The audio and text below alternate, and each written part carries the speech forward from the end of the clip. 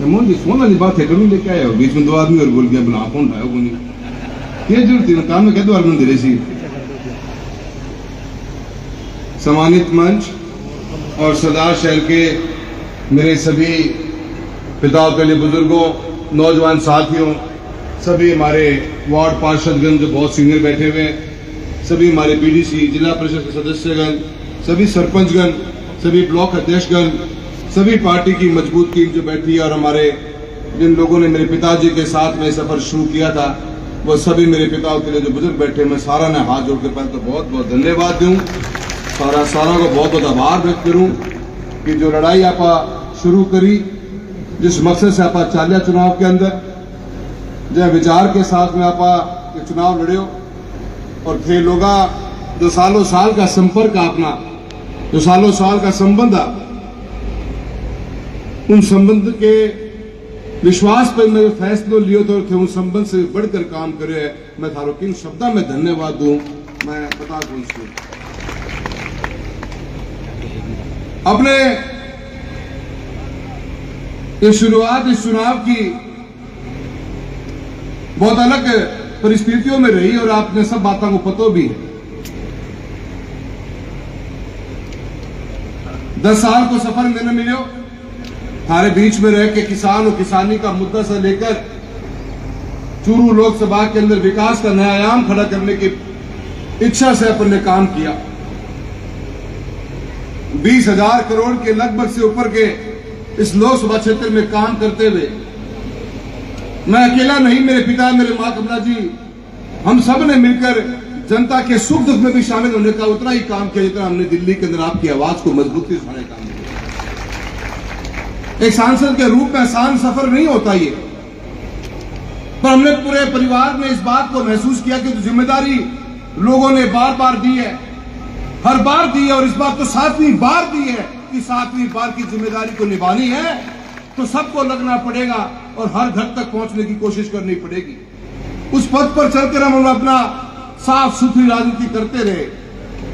कभी महत्वाकांक्षा कौन थी कि हमें भी लाडू चाहिए मंत्री आलो कदे कौन चीज कदे हमारी महत्वाकांक्षा कौन थी कि माने भी कोई नेता बना दे बड़ो ना मैं तो जनता के दिल का मैं बसेड़ा था और जनता का नेता था और जनता की नेता के नाम पे ही राम सिंह कस्वा जी की पहचान ही कि अगर सेक्रेटरीट में जयपुर में घूमन लाग रहा हो भीड़ जा दिखे तो मान लो आज राम सिंह जी जयपुर ऐड आए वह इमेज बनाने में सालों साल लग गया चुनाव के हालात बदले परिस्थितियां बदली पार्टी ने टिकट नहीं दी टिकट मुद्दों कदे कौन थे ये बार बार भारतीय जनता पार्टी के कुछ बड़े नेता इस बात में उठावे कि टिकट काट दी तो क्यों गयो टिकट तो बहुत बार दी पहला भी मौका दियो और भी मौका मिलना चाहिए बहुत बढ़िया तर्क वितर्क करें टिकट कदे मौका कौन थो मुद्दों कदे कौन थो और यह बात को उन्होंने भी बेरो है कि टिकट मुद्दों कौन थो पर बोलना कौन सा चुनाव में इस बात के लिए नहीं लड़ा कि मुझे मेरी टिकट काट दी गई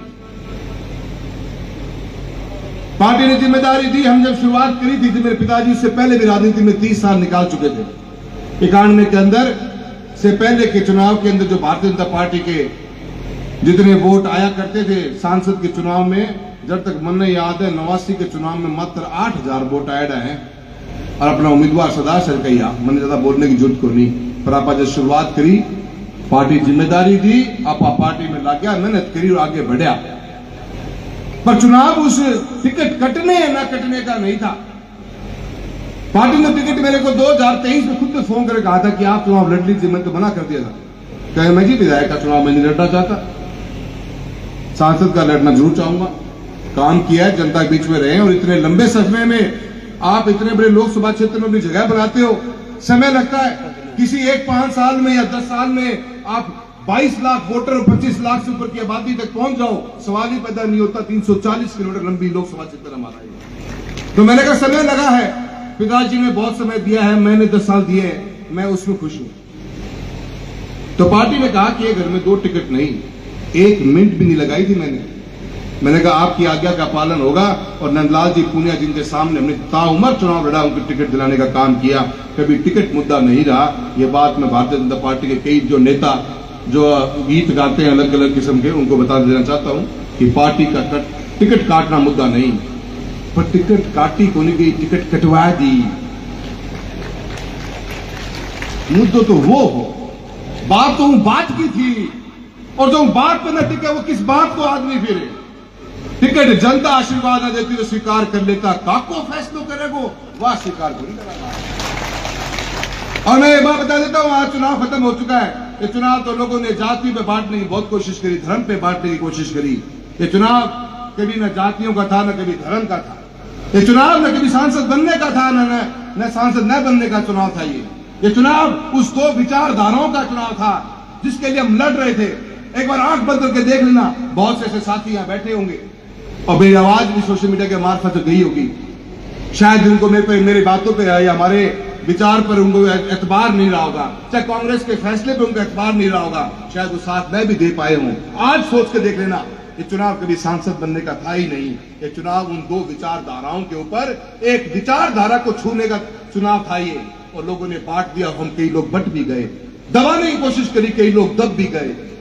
बहुत से लोगों के पास में घंटियां आई है, मैं सब जानता हूं, जो किस किस पद पे बैठे हुए हैं और किस किस पद पे, कोई राजनीतिक पद पे है, कोई व्यवसायिक पद पर है,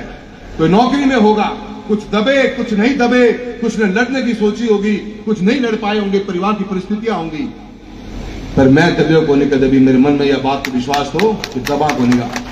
ऐ बात के लिए कौन दबा, क्योंकि एक व्यक्ति ये चाहता है कि प्रजातंत्र की जो खूबसूरती है, जब प्रजातंत्र में प्रजा फैसला करती है कि उसका नेतृत्व कौन करेगा, वो काको या कह कि चुनाव मैं लड़ाऊंगा, मैं जिताऊंगा, मैं बोलूंगा ये लड़ाऊंगा और ये जिताऊंगा। ये चुनाव सिर्फ इन दो बातों को, एक बात आंख में सोच के देखो, अगर मैं नाट जाता हूं, मैं घर बैठ जाता हूं, तो काको के चिटकली करता अपनी शक्ति बिठा दियो। 35 साल एमपी था, घर बिठा दियो, थाना घुटना का बल ले आता वह लोग, उन लोगों की मानसिकता ले आती, उन लोगों के यहाँ पे दलाल पैदा हो जाते जो आपको तो आपकी जिंदगी में हर पल आपको गुलामी की महसूस करवाते कि मैं तो 35 साल के एमपी नहीं, कौन छोड़ दो, मैं तो चुटकी बजाई पहले हेलो मार दियो कि चुनाव में टिकट कौन लेने देना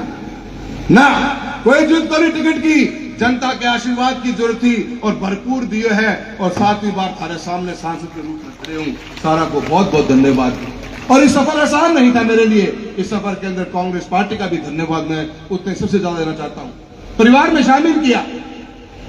परिवार का हिस्सा बनाया, जिम्मेदारी सौंपी, और हर एक मेरे कांग्रेस की विधायक प्रत्याशी ने, उस टीम ने इस चुनाव को, इस लड़ाई को समझे और इस लड़ाई के अंदर अपना चुनाव मानते हुए चुनाव लड़ा। मैं तो सरदार से शायद 2 दिन ही आए भाई साहब, 2 या 3 दिन, बाकी चुनाव तो आप लोगों ने लड़ा है, इस टीम ने लड़ा है, आप सबने लड़ा है। हर किसी के मन में वो जज्बा था और बहुत से लोगों ने हमारी बात को माना, स्वीकारा। हम गलत नहीं थे कभी भी, हमने कोई जातियों को लड़ाकर धर्म के नाम की राजनीति कभी करी नहीं। अगर आवाज नहीं उठाते,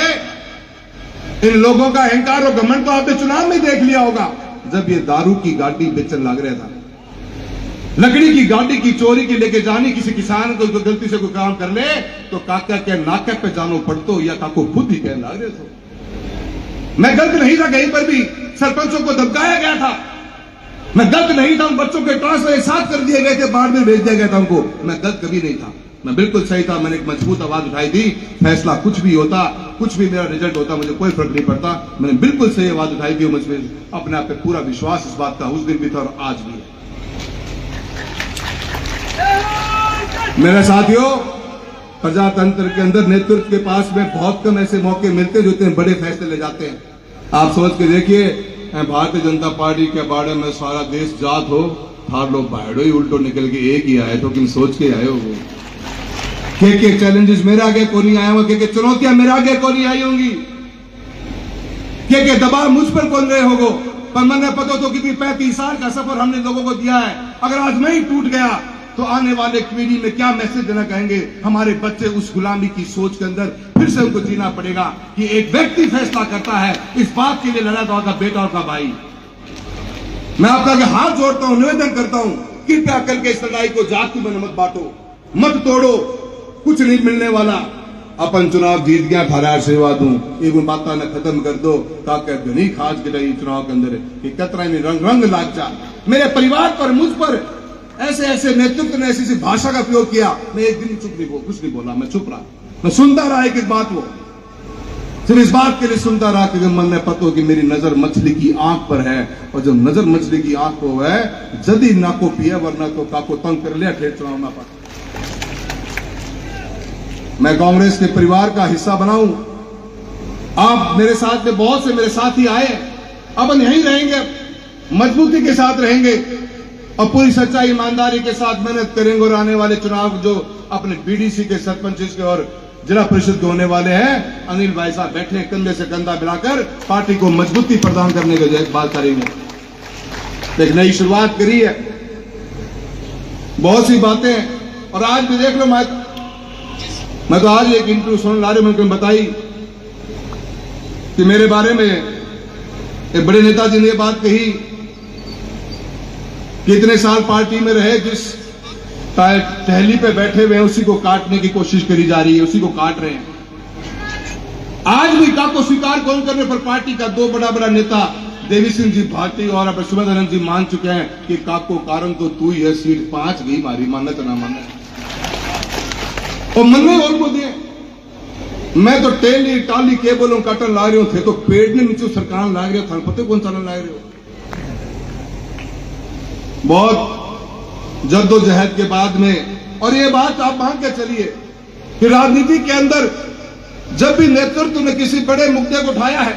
उसका कॉज, उसका मुद्दा सही है, उसकी नीति और नीयत साफ होती है, तो जनता साथ देती है। और ये चुनाव चूरू लोकसभा का इस बार का जीता जागता प्रतीक है कि जब जब आवाज सच्चाई के लिए उठेगी लोग आपका साथ देंगे, वरना यूं ही कोनी की चूरू से लेकर आवाज या बाड़मेर तक गई और इन ऊपर जयपुर तक पहुंची। आप ये जो फैसलो करो, इस फैसले पे लोग मन जानता भी कोई नहीं, शायद बाड़मेर में लोग मन शायद जयपुर ग्रामीण में जानता भी कोई नहीं होगा, पर आप वो मुद्दों मजबूत हो, अपनी बात सही थी, आप हिम्मत करके खड़ा होया तो लोग साथ दियो अपनो, और उस साथ को बदौलत है कि आज इतनी बड़ी पैमाने पर आपने जीत हासिल करी है। या जीत मेरी को नहीं है, जीत जनता की है, या जीत जनार्दन की, जनता जनार्दन की जीत है, या जीत थारी है, क्योंकि आज भी आप लोग चाहते हो कि प्रजातंत्र जिंदा रहना चाहिए। अगर ऐसे टिकटें बटन लग जाएंगे और ऐसे बीजेपी पे एक नेता भोबड़ी बात कहती थी कि मारी तो लकड़ी भी जीतेगी, लकड़ी ले लो, आदमी जीते हैं, आदमी जीते, आदमी इंसान जीते हैं, जनता की आवाज जीती है, लकड़ी जीतेगी क्या? बहन में जी रहे हो, किसी बात लेके आ रहे हो। मैं आप सबका बहुत बहुत धन्यवाद देता हूं और पूरा विश्वास दिलाता हूं सदाशर की जनता को। अनिल भाई साहब एक विधायक के रूप में बैठे हैं, जो जिम्मेदारी आपने हमें दी है, हम विपक्ष में हुए तो कोई खास बात नहीं, थारे बाहडे की आवाज लोकसभा में गूंजती रहेगी। किसान और किसानी की, मजदूर की, दलित की, अल्पसंख्यक की, गरीब की, 36 कौम की बात करेंगे और मजबूती के साथ करेंगे। जो कुछ मुद्दे काम के विकास के हमारे बहुत बड़े हैं, जो राजस्थान सरकार को लागू करने होते हैं, बहुत सही बात की भाई साहब ने, बिजली का ढांचा हमारा इतना मजबूत नहीं है, उस पर काम करना है। आरडीएसएस की स्कीम आई, 325 करोड़ रुपए की लागत से हम काम कर रहे हैं, जो भारत सरकार द्वारा की योजना थी, उसी का पैसा लग रहा है और जरूरत पड़ेगी और लगेगा। अकेले सरदार शहर में 100 करोड़ रुपए से ऊपर हम सिर्फ बिजली पे काम कर रहे हैं। इस समय के ऊपर आपका भाई के रूप में, आपके बेटे के रूप में दिल्ली में मजबूत आवाज उठाऊंगा मैं, और जो भी कोई जरूरत पड़ेगी, भाई साहब जयपुर में विधायक के रूप में है, दोनों जना 1 और 1 2 को नहीं होगा, एक काल 11 बनेगा, 11 साथ काम करेंगे, 36 कौम को साथ लेकर चलेंगे, विकास के नए आयाम खड़े करने के। आज भाजपा वाला कई कहते हैं, ये तिलक लगा गया, भाई साहब ये भी बात कहे हैं कि सरकार तो हमारी है, एमपी काम कितना कराओगे, ये इनकी सोच का प्रतीक है। तो इसका मतलब भाजपा का कई बयान तो समझ में को नहीं आया। मैं कई बार कहे 400 पार 400 पार 400 पार 400 पार के करूं हो रहा, तो सारो देश डर गयो, 240 रह गया, थोड़ी सी आंख और नीचा है, 200 नीचा के पटान देता हूं। इन लोगों की सोच क्या है, कुछ समझ में नहीं आता। प्रधानमंत्री महोदय ने कहा है कि हिंदुस्तान 2047 तक विकसित राष्ट्र बनेगा। अभी विकसित राष्ट्र कैसे बनेगा? जब हिंदुस्तान का कोना कोना विकसित होगा तभी विकसित राष्ट्र बनेगा। अगर हिंदुस्तान विकसित राष्ट्र 2047 में बनेगा तो चूरू उसमें सबसे आगे खड़ा होगा। ये इसकी जिम्मेदारी हम लेंगे, आप चिंता ना करें इस बात की। कौन मना कर देगा? किस योजना के लिए मना कर देगा कि चूरू में लगने नहीं देंगे? अगर ऐसा कोई बहाना पा गयो, को काकेबर को और दिख गयो तो थारा आगे ले आऊंगा, अगर पार्लियामेंट में लड़ना पड़े तो वहां लड़ेंगे, वरना रोड पे आके लड़ेंगे। किसान और किसानी गरीब मजदूर के लिए लड़ते रहेंगे। इसी की जिम्मेदारी ली है और आपको पूरा पूरा विश्वास दिलाता हूं कि इस जिम्मेदारी में कहीं पर भी एक पैर पीछे नहीं जाएगा आपके भाई का, आपका बेटे का। बहुत बहुत धन्यवाद करता हूं आपका। आप सभी ने आप आए हो, मैं बहुत लेट भी हुआ। मैं एक बार पुनः पूरी कांग्रेस की टीम का धन्यवाद देता हूं। मैं पूरी कांग्रेस के सभी कार्यकर्ताओं को धन्यवाद देता हूं कि मेरे से कहीं पर भी कोई चुनाव में गलत हुई हो, मैं आपका भी उसमें मैं माफी जरूर मांगना चाहूंगा। हम सब मिलकर चलेंगे। एक नई टीम बनी है, आपने परिवार का मुझे हिस्सा बनाया है और टाइम टाइम पे सदाशरण में आप लोगों से मिलते रहेंगे। और जो जिम्मेदारी आपने दी है आपका भाई, आपका बेटा बखूबी निभाएगा, ये आपको विश्वास दिला के जाता हूं। एक बार पुनः 2024 की इस ऐतिहासिक जीत के लिए आप सभी का बहुत बहुत धन्यवाद करता हूं। जय हिंद, जय भारत।